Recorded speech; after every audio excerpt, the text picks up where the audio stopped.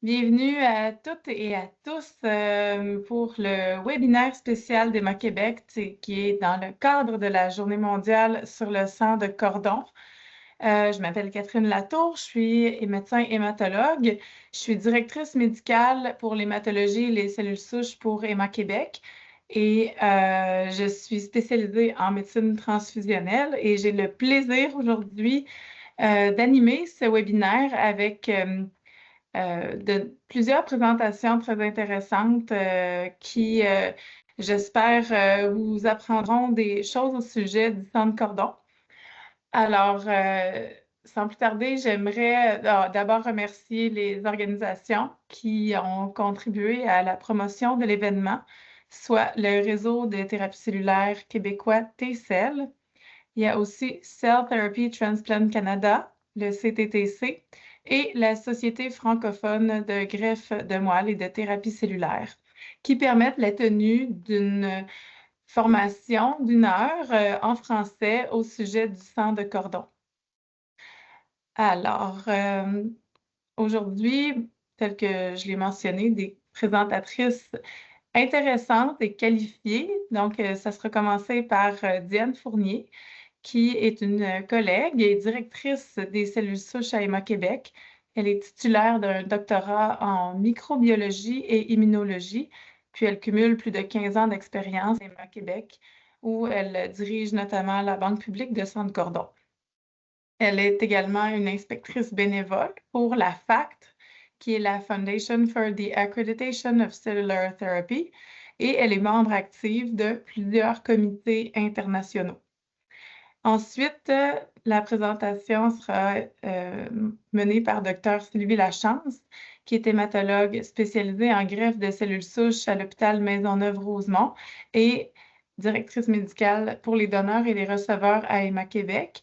Elle possède une expertise bien reconnue en greffe hématopoïétique, en thérapie cellulaire et en prévention des complications post-greffe. Et je suis privilégiée de pouvoir également la compter parmi mes collègues. Je pense qu'il y a des problèmes de son. Est-ce que... Non, je crois que tout le monde m'entend bien. OK, très bien. Oui. Et la dernière présentatrice, et non la moindre, sera Elisa Tomellini, qui est directrice au laboratoire de recherche et développement chez Excelterra. Et elle a été formée en Europe et au Québec, puis elle est spécialisée dans la biologie des cellules souches hématopoïétiques. Elle contribue au développement de solutions innovantes en thérapie cellulaire, notamment grâce à la molécule UM171, de laquelle vous entendrez parler en dernière partie du webinaire. Donc, sachez que le webinaire est enregistré et l'enregistrement sera déposé sur le site web d'Emma Québec. Puis, vous pourrez recevoir aussi le lien par courriel et nous vous encourageons à le partager avec vos collègues qui n'auront pas pu se joindre à nous aujourd'hui. Donc, nous avons fermé les micros et les caméras et ils seront activés à la période de questions à la fin de la présentation. Pour poser vos questions, vous pouvez utiliser soit le mode de clavardage ou encore la poser verbalement avec caméra et micro. Puis, pour ce qui est des infirmières, le webinaire vous fournit un crédit de formation continue. Donc, je vais passer la parole à la première présentatrice, qui est Diane Fournier. Donc, Diane, Oui, merci si tout beaucoup. fonctionne bien de ton côté, à toi la parole. Oui, vous m'entendez? Oui. Parfait, merci beaucoup. Bonjour à tous et bienvenue dans cette belle journée de mondiale sur le sang de cordon. J'ai 5 minutes, une petite présentation à vous faire que je vais même chronométrer pour arriver à temps. J'aimerais vous parler de l'historique de la Banque de sang de cordon, des activités actuelles et de l'inventaire. On peut passer à la prochaine diapo, s'il vous plaît. À travers l'historique, l'histoire de la direction des cellules souches, où il y a 3 services qui ont lieu. Le premier étant un service de cryopréservation de cellules souches autologues, l'autre étant le registre de donneurs de cellules souches. On voit qu'en 2004, c'est à ce moment-là que la Banque de sang de cordon a été créée. Et on voit qu'en 2012, la banque a obtenu l'accréditation de NetCourt Fact. On peut passer à la prochaine, s'il vous plaît. Les activités avec la collaboration de nos 6 centres partenaires qui sont situés alentour de la région de Montréal. On peut recevoir, de la part des mamans, premièrement, des mères donneuses, 2800 inscriptions sur une base annuelle. Et justement, avec la collaboration des centres partenaires, on a 1600 prélèvements qui sont acheminés au laboratoire de cellules souches. Et si on fait une projection pour l'année 2025, on devrait finir avec 200 unités de centres cordon mises en banque. Donc, il y a beaucoup d'élagage qui se fait au niveau de l'inscription, les prélèvements. Je reviendrai si jamais vous avez des questions à ce niveau-là. Mais pour les unités de centre cordon qui ne sont pas mises en banque parce qu'elles ne répondent pas aux critères de nombre de cellules ou de diversité ethnique, les mamans qui s'inscrivent peuvent cocher oui pour la recherche et 95 d'entre elles vont sélectionner oui, qu'elles veulent donner leur cordon pour la recherche, ce qui fait en sorte qu'on fournit beaucoup pour des projets québécois d'innovation québécois, dont le projet UM 171 que Elisa va nous parler un petit peu plus tard. Donc, un immense merci au centre hospitalier, immense merci aux mamans qui donnent. On travaille présentement sur l'amélioration de notre inventaire. La greffe de sang de cordon pour les enfants, en greffe pédiatrique, ça ne pose pas nécessairement un problème au niveau de la dose cellulaire. Mais le graphique à gauche vous montre, si vous regardez à droite en haut, si on considère de greffer un patient de 70 kilos, il y a 3,2 de l'inventaire de la banque de sang de cordon qui peut répondre à ce critère-là, qui peut apporter assez de cellules CD34 et de cellules nucléées, 2 critères dont Dr Lachance va nous parler vraiment l'importance. Donc, on continue à vouloir enrichir dans cette portion vraiment particulière-là. Et qu'est-ce qu'on veut aussi? On veut plus de diversité. À droite, vous voyez la répartition de la diversité dans la banque. On fait quand même assez bien, mais on trouve encore qu'on a trop de dons caucasiens parce que à qui ça peut servir, on le verra un peu plus tard, ça ouvre une porte d'accès, le centre cordon, pour des patients qui sont non caucasiens. Alors, on a du travail encore à faire pour enrichir la diversité. La prochaine, s'il vous plaît. Donc, la banque actuellement d'Emma Québec, j'ai mis plus de 12 000 prélèvements, unités congelées, pardon, dans notre inventaire. C'est environ 12 500 pour être un petit peu plus précis. Ces unités de centre cordon-là font partie du registre international de la World Marrow Donor Association. Donc, elles sont visibles, toutes leurs caractéristiques sont transmises sur ce registre-là, elles sont visibles et aussi sont disponibles pour la greffe au Québec, au Canada, mais à l'international aussi. Et à droite, vous voyez qu'on se joint à cet effort international-là de la WMDA qui contient 800 000 unités de sang de cordon qui sont disponibles à travers le monde. Ce graphique-là montre l'utilisation du sang de cordon. Donc, si on regarde les barres grises dans ce graphique-là, à partir de 1999, on voit les barres grises au fil du temps augmenter jusqu'en 2013. 2013-2014, là, on se posait des questions. Ah, ça semble stagner, ça n'augmente plus. Est-ce que ça va vraiment diminuer? Ben oui, on voit que à partir de 2013, ça ne fait que diminuer l'utilisation du sang de cordon.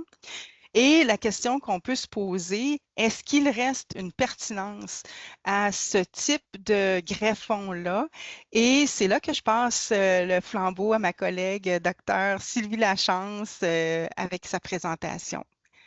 À Quelle vous. belle façon. Merci beaucoup, Diane. Quelle belle façon de me lancer la balle. En fait, j'aurais aimé vous résumer aujourd'hui pourquoi, en 2025, on choisit un cordon comme source de cellules souches pour une greffe de cellules hématopoïétiques.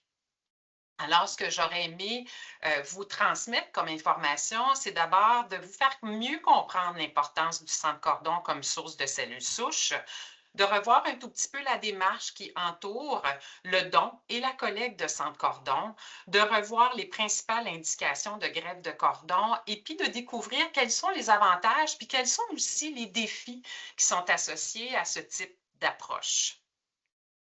Alors, je vais vous montrer un graphique qui résume bien l'utilisation des différents types de donneurs à travers les dernières 30 années.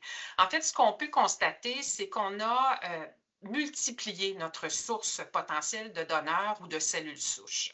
Alors, vous voyez en bleu les donneurs familiaux HLA identiques qu'on appelle les match-related donors. Et vous pouvez voir qu'à compter des années 2010 aussi, il y a un fléchissement. Et ça, c'est directement en lien avec la diminution de la taille des familles. Il y a moins d'enfants par famille. Donc, il y a moins de chances d'identifier un donneur familial HLA compatible parmi la fratrie. Et ces chances-là vont varier selon justement les tailles de famille. Puis on l'évalue à un petit peu moins que 20 %. Ce qui veut dire qu'on se fie pour la plupart à des donneurs HLA compatibles non apparentés, donc les MUD, les Match Unrelated Donors. Et vous voyez en orange la progression spectaculaire. C'est la première source de dons pour greffer un patient. Et vous voyez qu'il y a un léger fléchissement autour des années 2000, et c'est vraiment en lien avec la pandémie, où l'accès aux donneurs non apparentés était difficile et aussi l'accès aux greffons. Les greffons qui étaient prélevés à travers le monde étaient difficiles à ramener sur les sites de greffe, de sorte que de nouvelles stratégies ont vraiment progressé. Et la plus imposante, vous la voyez en vert, c'est les greffes haplo-identiques, donc un donneur familial qui est à demi compatible avec le receveur. Donc, vous voyez l'augmentation spectaculaire.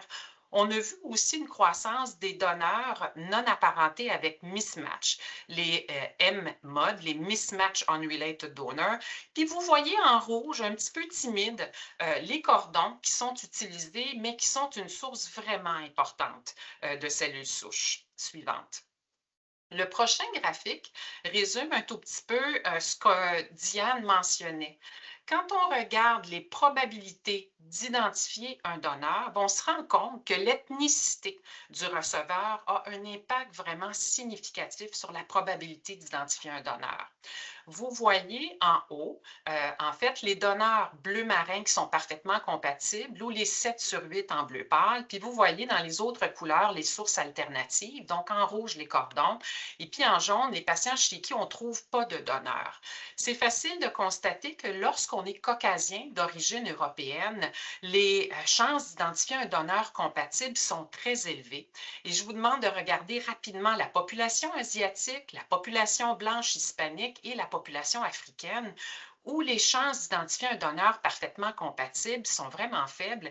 Et c'est traditionnellement là, dans ce bassin de population, qu'on a commencé à utiliser les cordons.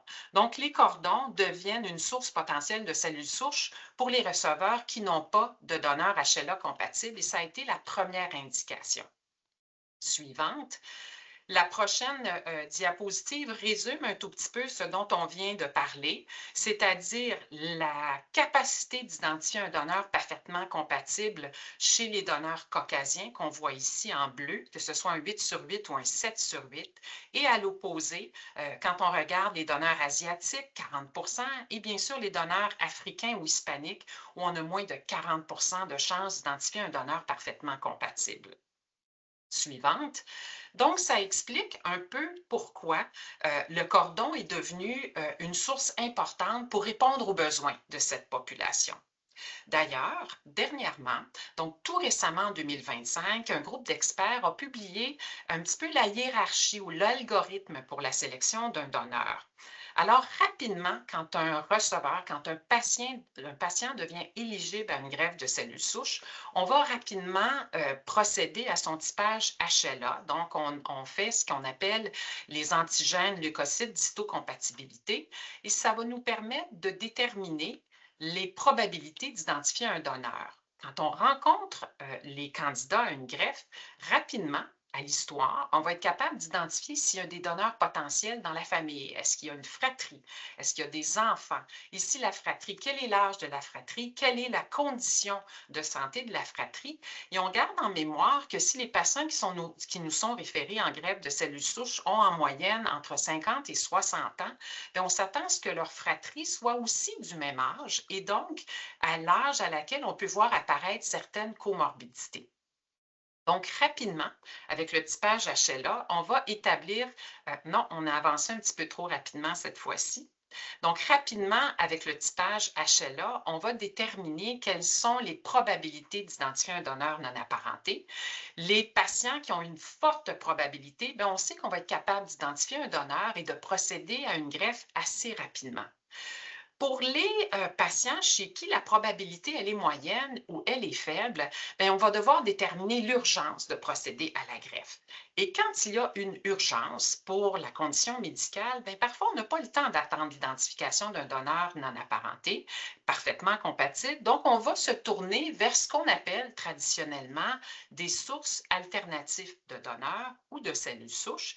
Et dans ces sources alternatives, il y a des donneurs haplo-identiques, donc à demi identiques familiaux, des donneurs non apparentés avec mismatch et bien sûr le cordon. Suivante. Donc, vous avez compris qu'il y a donc une diversité de donneurs maintenant et c'est extraordinaire parce qu'avec l'amélioration de la technologie en greffe et des mesures pour prévenir les complications de la greffe, on a donc ouvert vraiment un chapitre important. On a beaucoup de donneurs potentiels et puis on a 3 sources potentielles de cellules souches, donc la moelle osseuse qui va être prélevée au bloc opératoire en salle d'op, soit sous anesthésie générale ou sous anesthésie régionale. Il y a les cellules souches qui vont être mobilisées à partir du sang périphérique. Donc, le donneur va recevoir des injections d'un facteur de croissance qui va permettre la mobilisation des cellules souches de la moelle osseuse vers le sang périphérique. Ça va nous permettre de collecter les cellules souches dans le sang périphérique par une procédure d'aphérèse. Et finalement, le cordon qu'on va collecter à la naissance du poupon. Suivante. Donc, on s'est rapidement rendu compte que le cordon ombilical était riche en cellules souches. On s'est donc rendu compte que les cellules souches du cordon avaient la capacité, tout comme les cellules souches de la moelle ou du sang périphérique, de repeupler l'hématopoïèse chez un receveur. Il est riche, donc le cordon est riche en cellules souches hématopoïétiques, mais la quantité, les millilitres qu'on est capable de prélever est quand même limitée. Lorsqu'on évalue la taille d'un greffon, on va donc calculer le nombre de cellules souches en fonction du poids du receveur. Vous comprendrez un petit peu ce que Diane nous a expliqué tantôt, que chez un adulte de poids élevé, et là, je ne parlerai pas du standard 70 kg, qui est probablement en Amérique du Nord beaucoup plus de l'ordre du 90 et parfois 100 kg, et bien, compter sur un cordon, c'est donner beaucoup de travail au cordon et on pourrait être limité dans la dose cellulaire. Suivante. Alors, Diane vous a bien expliqué l'importance de constituer une banque de cordons, une banque publique de cordons. Alors, il y a plusieurs étapes pour collecter un cordon puis pour constituer une banque. La première, c'est la sensibilisation de nos mamans qui vont consentir à donner leur cordon ombilical pour une banque de cordons. Du moment que les mamans consentent, il va donc y avoir un bilan qui va être fait chez la donneuse. Un bilan de santé comme on fait chez tous les donneurs de cellules souches. Donc, c'est un bilan qui est avant la collecte où on va se questionner sur la santé de la mère et du père. On va regarder les antécédents médicaux des parents. On va regarder s'il y a présence de maladies héréditaires, de maladies génétiques, de maladies auto-immunes. Tout ça pour s'assurer qu'il n'y a pas de risque de transmettre de telles maladies à partir du cordon ombilical. On va regarder l'histoire familiale, la prise de médicaments, les habitudes de vie. Et bien sûr, les mamans vont avoir des sérologies virales pour être sûr qu'il n'y a pas de maladie virale transmissible du cordon au receveur. Donc, c'est la première étape de l'évaluation. Suivante. La collecte se fait donc le prélèvement des cellules souches se fait tout de suite après l'accouchement, donc immédiat. Et bien sûr, ça se fait dans un contexte où l'accouchement est un accouchement sans complications majeures. Donc, une fois que le placenta est expulsé et que le cordon est clampé, le médecin préleveur, le préleveur va cannuler le vaisseau du cordon et va prélever le sang de cordon. Il va le recueillir dans un sac et ce sac-là va être rapidement acheminé au laboratoire de cellules souches d'Emma Québec. Suivant. Lorsque le cordon arrive au laboratoire, il va y avoir plusieurs analyses qui vont être faites pour déterminer la qualité du cordon. On va donc regarder une étude de stérilité pour s'assurer qu'il n'y a pas de croissance bactérienne et des risques de transmission infectieuse. L'élément le plus important, c'est qu'on va aussi étudier la cellularité, le nombre de cellules totales, mais surtout le nombre de cellules souches à l'intérieur du cordon. On va bien sûr regarder la viabilité des cellules. On va contrôler le typage HLA, puisque quand on met le cordon en banque, on doit avoir le typage HLA du cordon. On va vérifier les sérologies virales de la maman dans la semaine qui précède l'accouchement. Puis on va aussi suivre le bébé et la maman en péri et en postpartum immédiat pour s'assurer que l'évolution est favorable, qu'il n'y a pas d'événements indésirables qui se produisent, qu'il n'y a pas de maladies qui se développent dont on devrait être mis au courant. Suivant.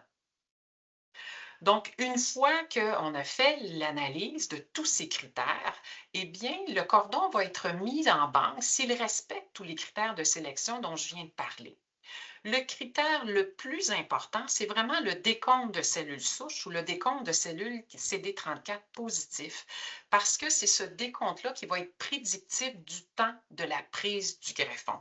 Et on vient tout juste d'expliquer que le cordon est riche en cellules souches, mais la quantité qu'on peut prélever au sein du cordon est limitée. Donc, c'est très important qu'on détermine le contenu en cellules souches parce que lorsqu'on va sélectionner un receveur, lorsque on va sélectionner un cordon pour un receveur, on va devoir analyser le nombre de cellules souches en fonction du poids du receveur. Suivante.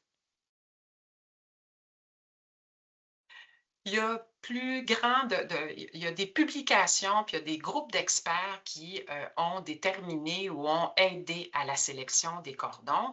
Puis on doit dire qu'au cours des 10 dernières années, on est devenu beaucoup plus compétent dans la sélection des cordons. Donc, on fait un décompte des cellules nucléées. On va regarder, comme je le mentionnais tantôt, la dose cellulaire en CD34. Puis il y a des doses minimales qui ont été établies par les centres greffeurs pour permettre de reconstituer un adulte. Et ces doses-là prennent aussi en considération qu'au moment de la décongélation du cordon, on peut perdre un certain pourcentage de cellules souches. Dans les meilleures conditions, on n'en perd que 10 à 20 mais il arrive qu'on en perd jusqu'à 50 Donc, c'est important qu'on ait un décompte de CD34 pré-congélation. On va regarder, bien sûr, le typage HLA entre le receveur et le donneur. Et le nombre minimal de compatibilité qu'on regarde, c'est habituellement un 4 sur 8. Et on regarde les HLA de classe 1, le A, le B, le C, et de classe 2, le DR bêta 1. Et habituellement, donc le typage minimal est de 4 sur 8, puis on s'éloigne beaucoup de ce typage-là. On va davantage sélectionner des cordons qui vont être 5 ou 6 sur 8. Je vais vous dire que en maladie néoplasique, on ne cherche pas à sélectionner un cordon qui est parfaitement compatible parce qu'on perd un des grands avantages du cordon qui est médié par la disparité antigénique, qui est l'effet greffon versus tumeur. Donc, en maladie néoplasique, on veut un cordon, un 5 ou un 6 sur 8 pour justement favoriser l'effet greffon versus tumeur ou l'effet greffon versus leucémie. Et lorsqu'un médecin transplanteur sélectionne un cordon, on porte aussi attention à la qualité de la banque parce qu'on sait qu'il y a des banques qui sont accréditées et les banques accréditées, c'est quand même une garantie de qualité, de procédures d'opération qui sont normalisées, comme la Banque d'Emma Québec qui est accréditée par la FACT. Comme je le mentionnais tantôt, pour les médecins transplanteurs dont je fais partie, on a des seuils minimales et quand on évalue donc les cordons, le premier critère sera la dose cellulaire et bien sûr le typage HLA. Suivant. Donc, vous avez certainement compris que le sang de cordon, c'est une source de cellules souches qui est précieuse et qui a plusieurs avantages. Les premiers, c'est que c'est sécuritaire pour la donneuse. Les cellules souches sont prélevées après l'accouchement. C'est non invasif tant pour le maman que pour le bébé. Une fois que les cellules souches sont mises en banque, une fois que le cordon est mis en banque, il s'agit d'une source de cellules souches qui est rapidement accessible puisqu'elles sont déjà congelées. On a déjà le typage HLA, donc on peut y avoir accès rapidement. Je le mentionnais déjà, le cordon est permissif aux disparités antigéniques. J'entends par là que même s'il y a des mismatchs, les complications qu'on craint le plus, les complications à long terme, comme la maladie du greffon contre l'autre chronique, sont comparables et même parfois inférieures à d'autres types de cellules souches. Il y a un effet antitumoral qui est majoré, principalement parce qu'on peut se permettre cette disparité antigénique-là. Et puis, comme je le mentionnais, il y a un risque moindre de GVH chronique et c'est la source de cellules souches avec laquelle on a le moins de GVH chronique. On met cependant en parenthèse qu'avec l'utilisation de moelle osseuse et de cellules souches périphériques, on a évolué aussi dans la prévention de la maladie du greffon contre l'autre. Donc, avec les techniques et les médicaments actuellement, l'incidence de GVH chronique a diminué aussi de façon spectaculaire. Suivante. Les indications de greffe de cordon, vous les aurez compris. Lorsque j'ai une greffe urgente, je n'ai pas le temps d'identifier un donneur non apparenté ou j'ai une faible probabilité d'identifier un donneur non apparenté, je vais me tourner vers une source alternative de cellules souches. Le cordon en fait partie.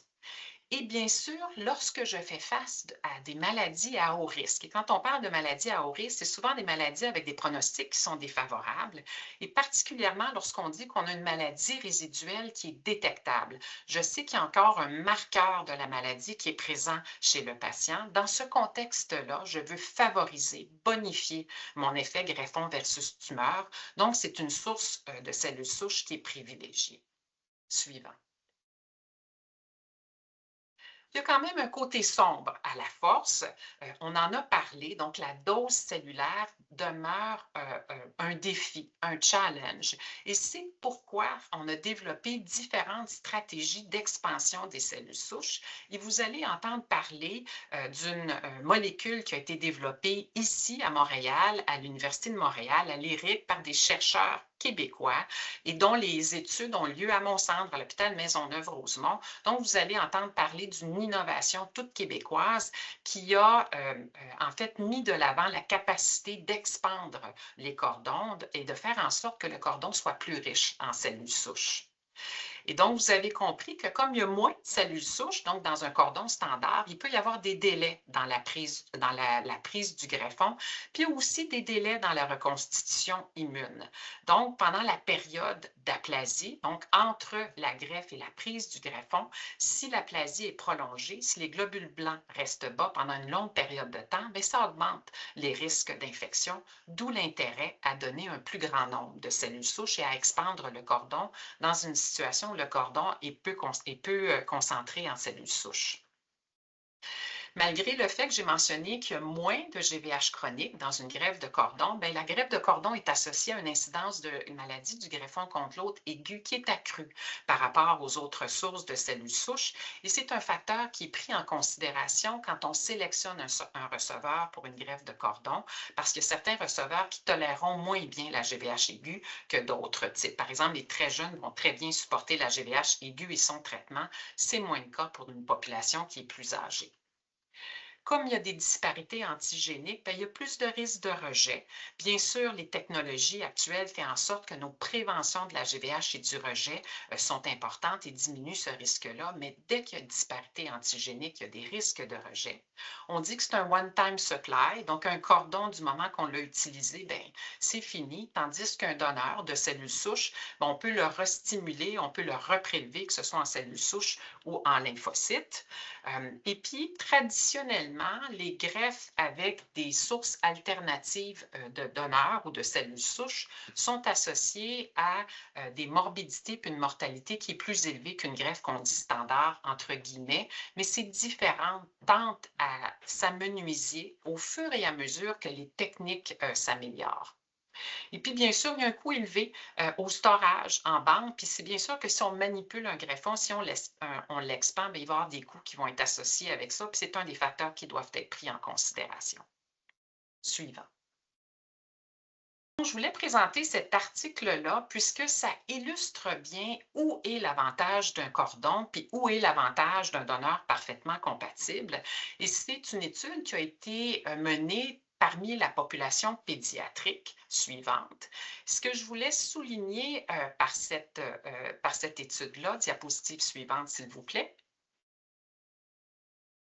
Alors, ici, c'est chargé, mais je vais vous conduire. En fait, on a regardé l'évolution des greffes en termes de mortalité non reliée à la rechute et en termes de rechute quand on a différentes sources de donneurs ou de cellules souches. Le message qui est important ici, c'est que lorsqu'on fait face à une greffe standard, un donneur parfaitement compatible va donner des résultats qui sont supérieurs parce que la mortalité qui est reliée à la rechute, elle est plus faible. Tandis que quand on fait face à une greffe à haut risque, et une greffe à haut risque, c'est souvent avec une maladie résiduelle détectable, eh bien, on diminue les risques de rechute lorsqu'on se sert d'une source alternative de cellules souches, dont le cordon. Suivant. Et ça, c'est bien démontré, diapositive suivante, dans les courbes de survie, où on voit qu'il y a un avantage de survie lorsqu'on utilise une source alternative de cellules souches et particulièrement une greffe de cordon quand on fait face à des maladies à haut risque et surtout dans des maladies où on a une maladie résiduelle qui est détectable. Et il y a plusieurs études qui ont démontré l'avantage du cordon dans ce contexte-là. Suivant. Malgré tout ce que je viens de vous dire, le message le plus important, c'est que le meilleur greffon, c'est celui qui est disponible pour notre receveur. Rarement, on va se retrouver devant de multiples choix. Pour un receveur, il est impératif qu'on trouve un donneur et la meilleure nouvelle, c'est qu'avec les sources alternatives de cellules souches, aujourd'hui, rares sont les receveurs qui sont éligibles à une greffe qui n'auront pas un donneur ou une source de cellules souches identifiée. Et ça, c'est une avancée spectaculaire. Suivante. Alors, qu'est-ce que je voulais vous transmettre comme message clé? C'est d'abord qu'il est possible de rapidement déterminer la probabilité d'identifier un donneur HLA compatible. On va donc typer le receveur et on va rapidement savoir quelles sont nos probabilités. En l'absence d'un donneur HLA compatible, il y a plusieurs sources alternatives de cellules souches qui sont disponibles. Le cordon, les donneurs non apparentés avec mismatch et les donneurs familiaux haplo-identiques. Le sang de cordon va offrir une source de cellules souches qui est jeune, qui est naïve et surtout qui est rapidement disponible. La dose cellulaire, la dose de cellules souches par kilo, elle est cruciale dans la prise du greffon et c'est le facteur limitant pour des adultes de fort poids. Et c'est dans ce contexte-là que les techniques d'expansion des cordons peuvent être un ajout significatif et une avancée thérapeutique spectaculaire. Je vous rappellerai que la disparité antigénique qu'on a avec un cordon, mais qu'on a aussi avec un donneur mismatch ou avec un donneur haplo, favorise un petit peu l'alloimmunité et donc l'effet anti-greffon, l'effet du greffon contre la tumeur et l'effet du greffon contre la leucémie. Les greffes alternatives sont associées à des complications qui sont plus élevées. Ça demande de l'expertise, ça demande un investissement supplémentaire des équipes de greffe, de sorte que ces greffes-là sont souvent faites dans des milieux très spécialisés. Mais ces challenges-là ont tendance à s'amenuiser, surtout si on décide rapidement de procéder et qu'on n'expose pas le patient, le receveur, à de multiples traitements. Donc, des greffes qui sont plus complexes, mais dont les complications sont prises en charge de mieux en mieux avec l'avancée des technologies actuelles. La suivante. Je pense que c'est la dernière. Donc, le message ici, c'est que le cordon, c'est une source de cellules souches, mais c'est aussi une source de vie. Donc, le prélèvement et la constitution d'une banque de cordons, c'est un travail d'équipe qui est essentiel. Vous l'avez bien compris, ça commence par l'équipe au recrutement, ensuite l'équipe qui prélève. L'importance du prélèvement est de constituer un greffon qui va être riche sur le plan de la cellularité. L'équipe du laboratoire de cellules souches qui va traiter cette précieuse ressource et la mettre en banque. Donc, au bout du cordon, il y a un receveur pour qui la greffe est souvent la seule alternative de survie sans maladie. Donc, le cordon a tout à fait une place en 2025 et certains défis associés à la cellularité du cordon vont être discutés par ma collègue qui suit. Bon, bonjour à toutes et à tous. Puis, merci aux organisateurs de ces webinaires de me donner l'occasion de vous parler de la multiplication des cellules souches du centre de cordon ombilical avec la petite molécule UM171. Donc, les avantages du centre de cordon comme greffe vous ont été très bien illustrés par la présentation du Dr Lachance. Donc, des avantages tels que la rapidité d'accès au greffon, tolérance au mismatch, puis bien sûr l'absence de risque pour les donneurs. Puis, en tant que scientifique, j'aimerais juste comme compléter ces listes ou plus mettre un peu plus l'accent sur un atout que je trouve très important pour les centres de cordon, c'est-à-dire l'âge du greffon. Donc, pourquoi l'âge cellulaire est si importante? Donc, slide suivante. C'est parce qu'avec les temps, puis avec l'exposition à l'environnement, aux infections, aux médicaments, les cellules souches accumulent des dommages à l'ADN. Puis ces petites blessures, entre guillemets, finissent par les rendre un petit peu moins efficaces pour régénérer le sang et les systèmes immunitaires. Puis en greffe, cela pourrait augmenter le risque d'échec et des complications à long terme.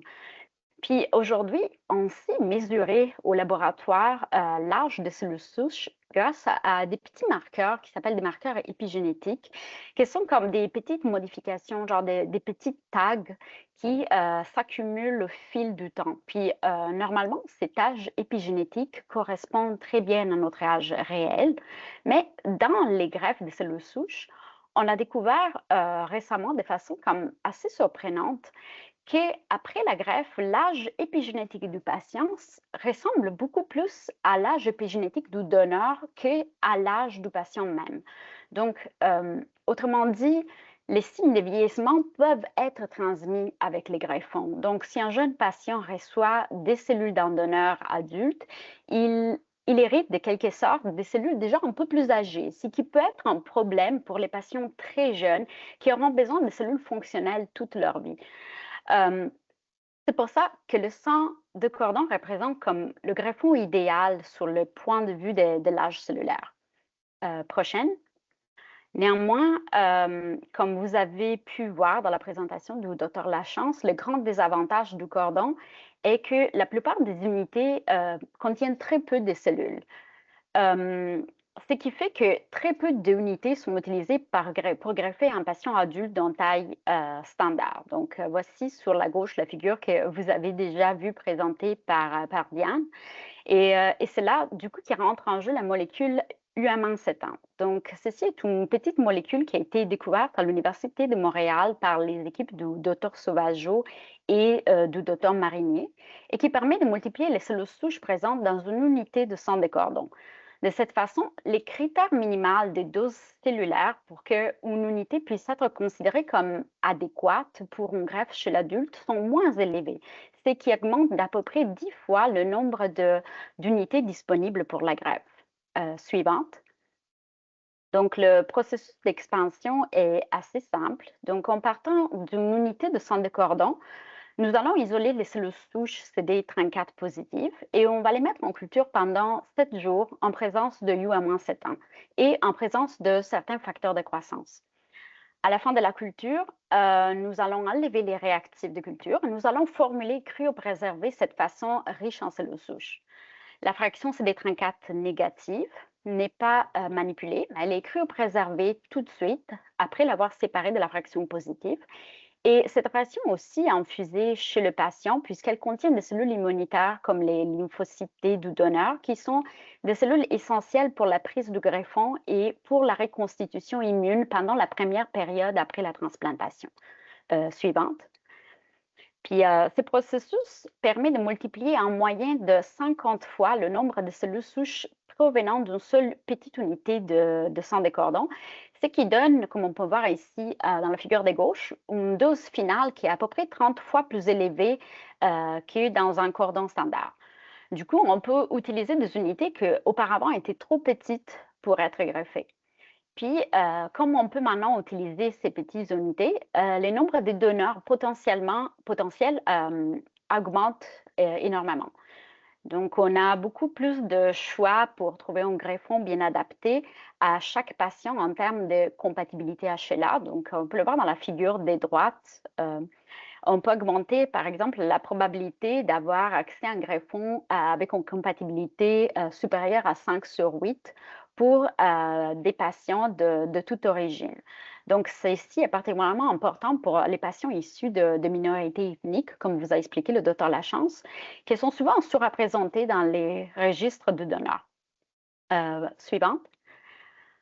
À ce jour, il y a 116 patients qui ont été traités avec des cellules expansionnées avec la molécule UM171, puis ceci dans le cadre de 5 études cliniques avec différentes indications.